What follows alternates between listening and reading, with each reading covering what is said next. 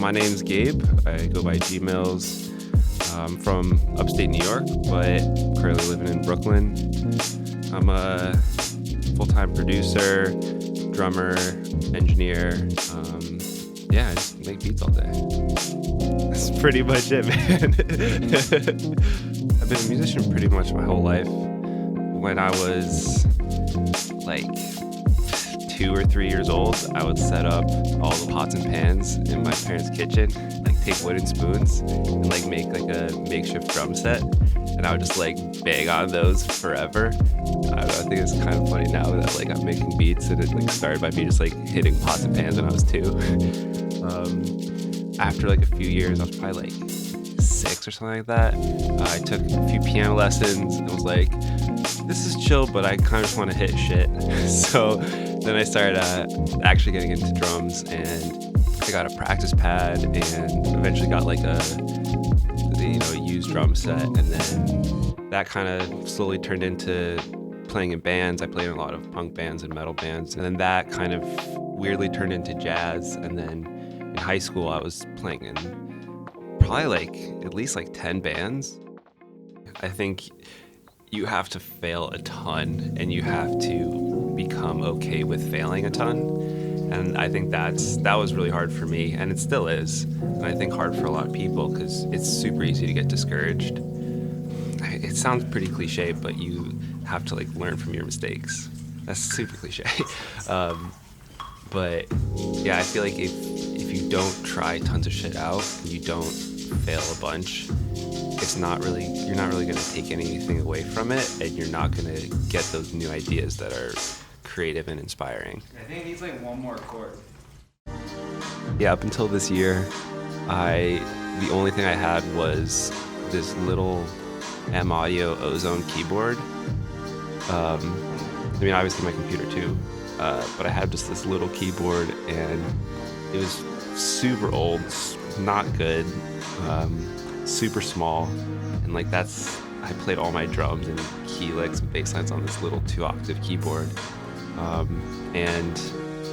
I made my first like few hundred beats on it, and it like definitely worked, but I'd say about maybe a year ago, maybe less, I was like, yo, I gotta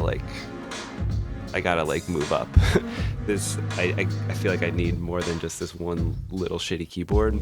So I got a 5-octave keyboard, got an SP, I got some good speakers, and those have definitely helped a ton and helped me just be more creative, especially the keyboard and getting a sustain pedal. Like, it seems silly, but getting a sustain pedal has helped so much. I feel like I can actually play keys now and not just like figure out a little chord, you know what I mean? But yeah, right now my setup is just my computer, 5-octave keyboard, SP. That's about it. I got some Focal speakers that I really like, and some Audio-Technica headphones that I really like. But that's pretty much it, man. I don't really have any like synths or outboard gear. Yeah, you literally just need some like sort of sequencer. So like a DAW or an SP or whatever, and then that's it. You could literally just have your computer and like play shit on your actual computer keyboard, listen off of your some headphones. That's it. And some people use like MPCs or SPs or whatever, but if you have that one piece of gear, that's like literally all you need.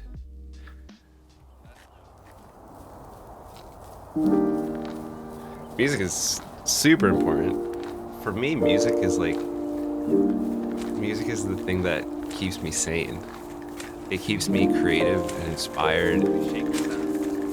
It keeps me calm. It keeps me happy. Like, this happened a lot when I was younger, but like if I would get really angry or upset, like, going and playing drums or making music was the thing that calmed me down and made me happy. And I think it's a mental health outlet for a lot of people.